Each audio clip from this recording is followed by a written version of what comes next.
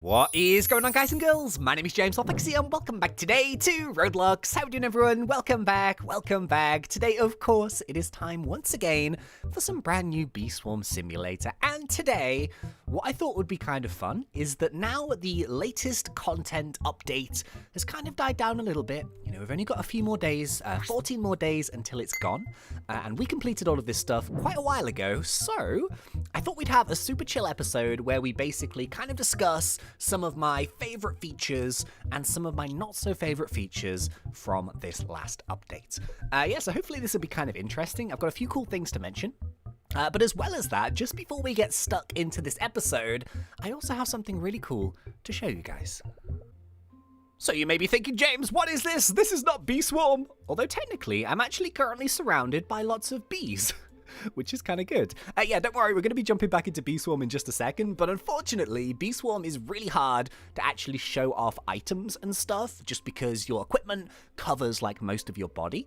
But yeah, really, really cool news. My first ever official Roblox item has been accepted, and it is now available in the Roblox catalog or the avatar shop to go and grab. So, 3, 2, 1, ta-da!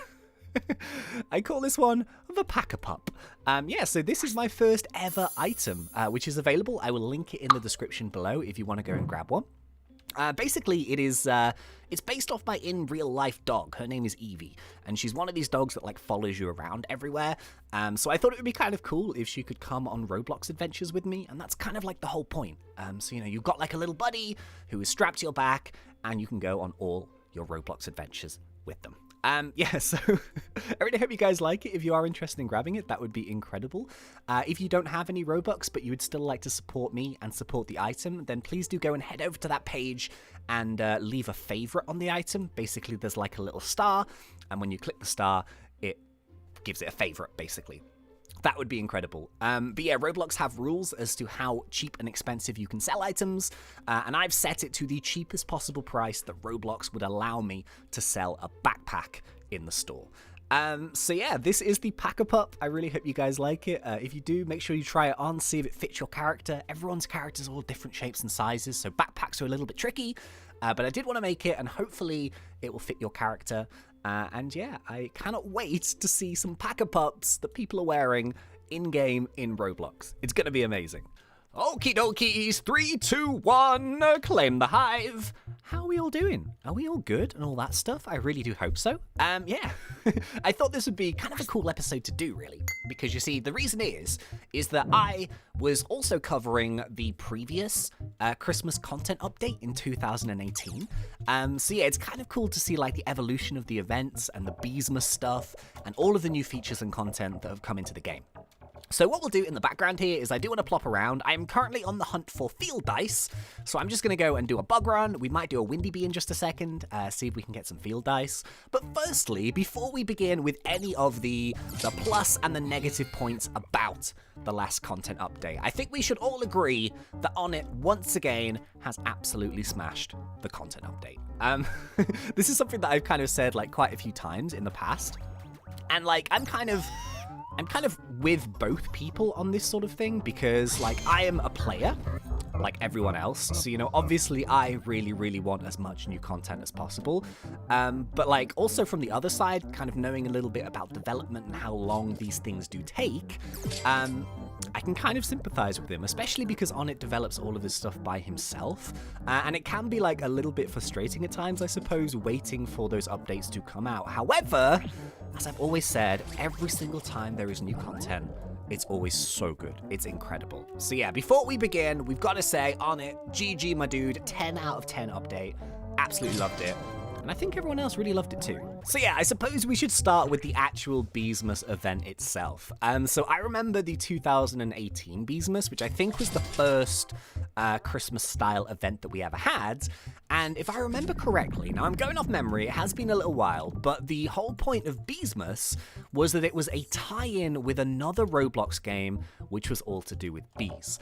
So this is where we had like the characters of the Bumblebee Man and the name Beesmas. And then I don't think in 2019 that game had any festive update, but it seems like On It decided to keep the kind of Beesmas theme and create like an amazing quest line in order to complete. So if you guys remember in 2018, we had presents which we could give to all of the NPCs. So yeah, once again, the NPCs were used as part of the quest line, and I really, really like that because it like expands the amount of interaction that you have with all of these bears.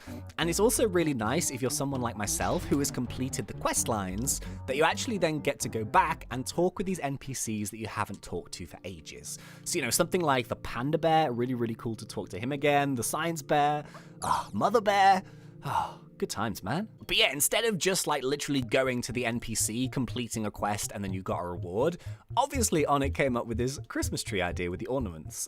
So I've got to say, like, this is one of the highlights of the event for me, building the Christmas tree. And also one of the points that I feel like goes a little bit low key is that all of these buffs which were applied, if you could complete all of these quests like we did, the buffs are amazing. They're so good when they're all boosted up, especially the capacity increase. So On It himself did say, I think just after the update came out, that one of the reasons why he included this questline and the capacity boost is so he could play around with backpack sizes to kind of see if he could have any items or questlines in the future that would expand your hive bigger and bigger. You know, the bigger your hive, the less you have to go and empty it, the more honey you can get each time, and I think that's a really, really good thing. Are we gonna get a windy bee? Yes, we are getting a bee of wind. Okay, right, so next up, I feel like with this questline in general, that was a huge part of it, but I did also love the fact that the cub buddy was tied in to this kind of questline.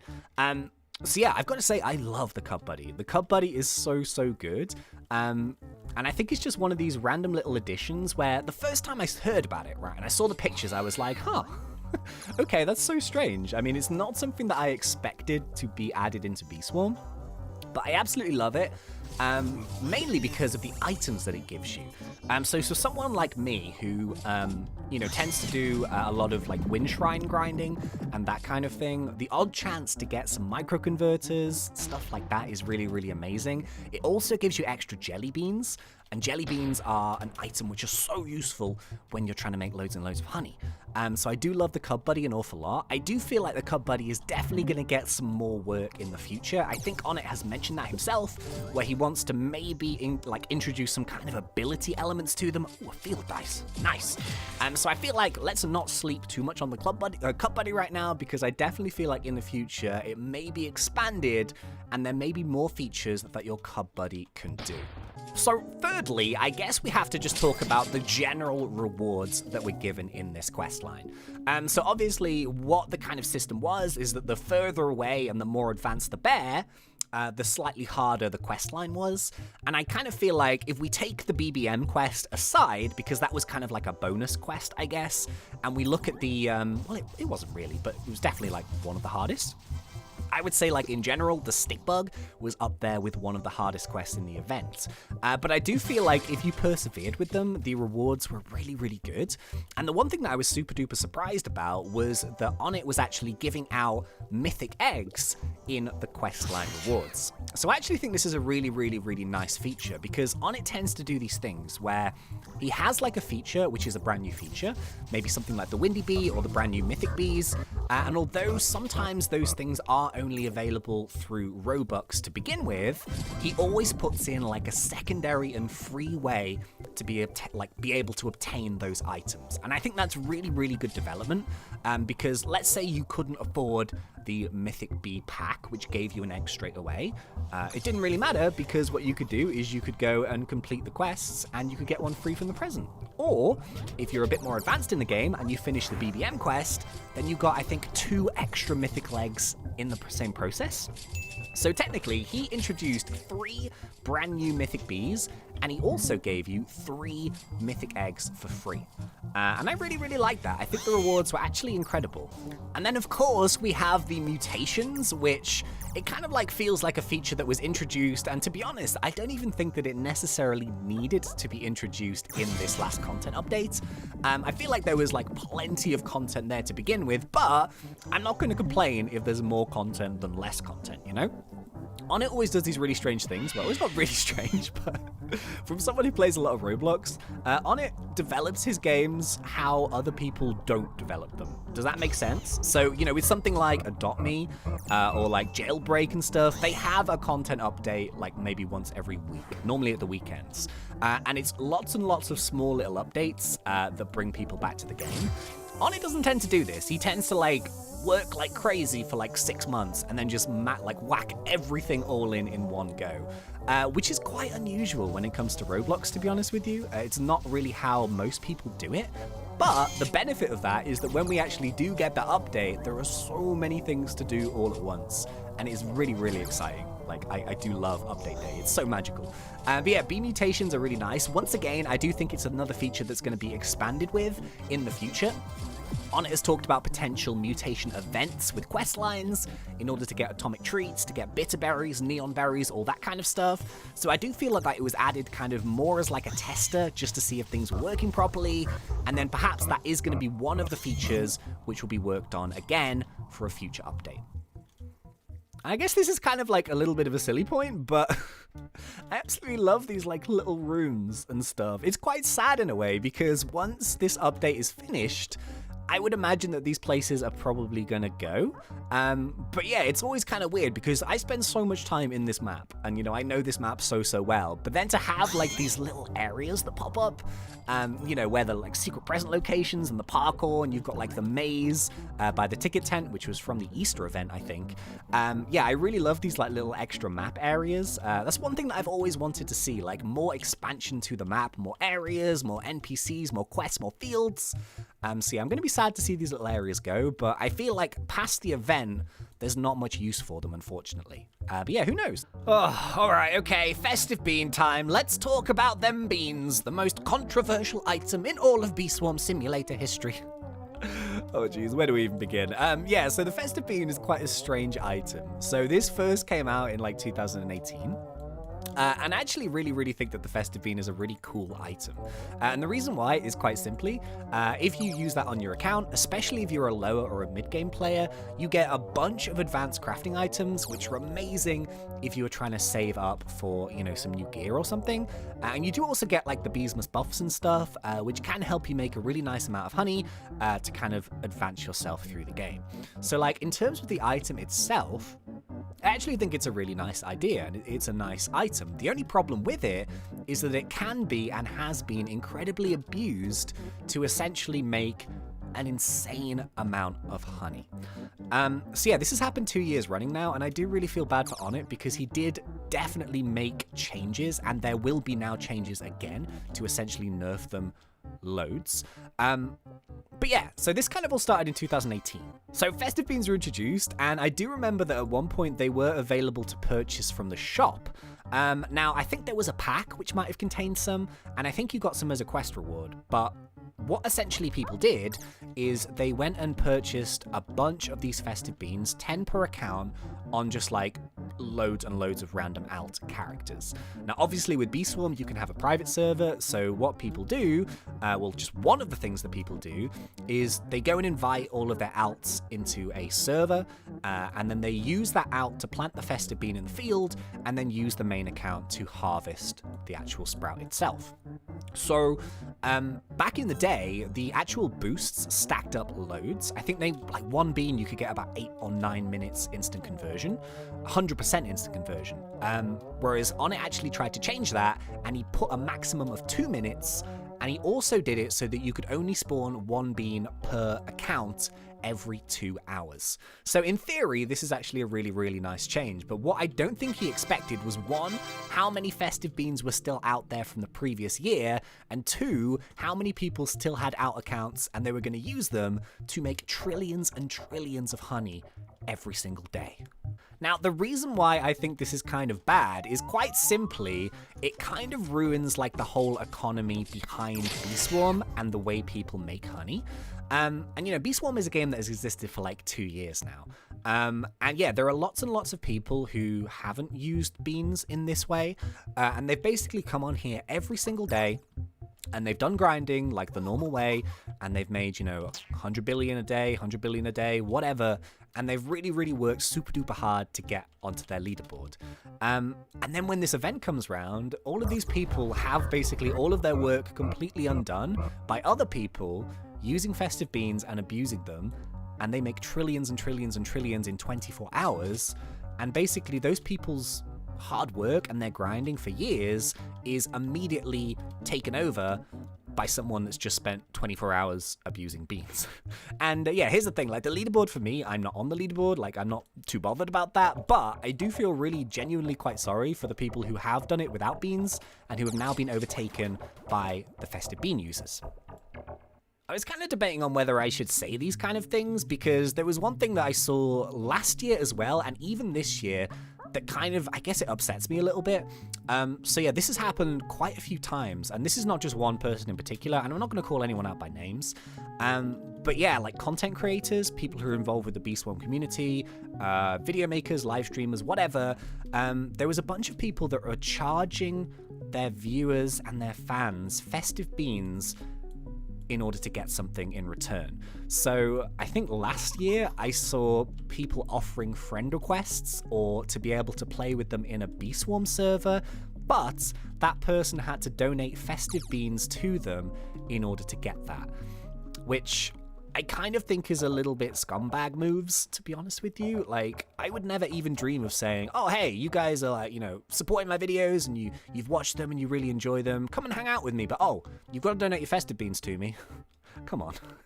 I also saw like other ones of, there was like, in order to do things in the game for them, they would have to like pay festive beans in return, and that kind of just ruins the whole point of festive beans. Like, festive beans are supposed to be used on your account, they can be shared, people share the items, that kind of stuff. But when it comes to that type of thing, I feel like festive beans definitely bring out the worst in some people.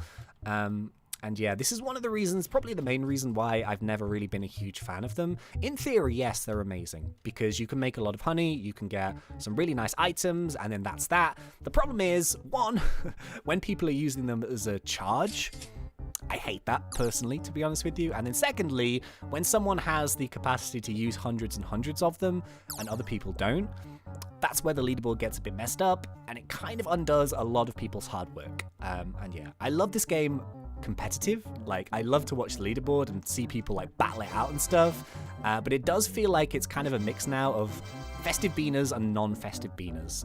And yeah, I do feel bad for the people that didn't use and abuse them. Yeah, festive beans. So controversial. So yeah, I feel like that was like the one negative of the event for me. I kind of feel like in terms of the festive beans itself, like literally just removing the Beesmas buffs from them and having them as just items would have been amazing. And in case you're wondering why that never happened, in my opinion anyway, it's very, very difficult for On It, because the reason is that those people who had the festive beans stored up on their accounts from 2018 have effectively paid real money to have those beans do a certain thing. So On It is in a really, really tricky situation where he kind of feel like he wants to change the item to make them not ridiculous and not be used in that way, but he can't change too much what people have actually paid for. So to be honest with you, I really don't think any of this is particularly On It's fault. I do feel like it's a really difficult situation for him, and this is why a couple of weeks ago, if you saw my episode, he actually said that due to recent events, he was basically referring to people making like 7 or 9 trillion a day or something, festive beans are going to be changing and reduced down even more. But he has given people the chance to use them if they paid for them, and he's given them like a fair warning. So I feel like he's been very, very fair in it, but I do also feel like he's a little bit stuck because after all he did, people did pay money for them and he's trying to honor their purchase.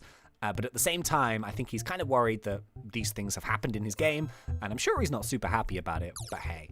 So yeah, festive beans. Oh my goodness. Probably the only downside of this event. But overall, incredible event. I loved it. I miss it. I want to do it all over again. Can we go back to December, maybe?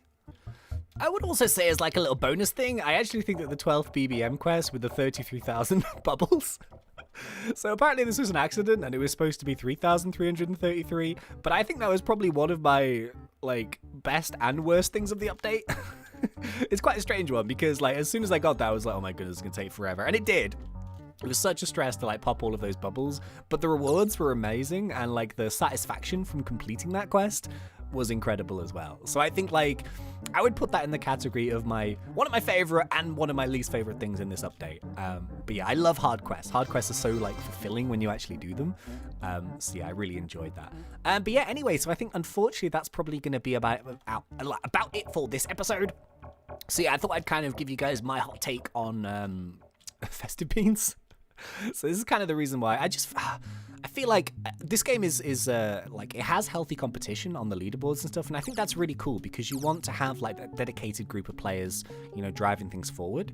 And I think a lot of people do really care about their spots and stuff, and I think that should be, supported. But I feel like when some people have like an unfair advantage over others, it kind of ruins other people's hard work.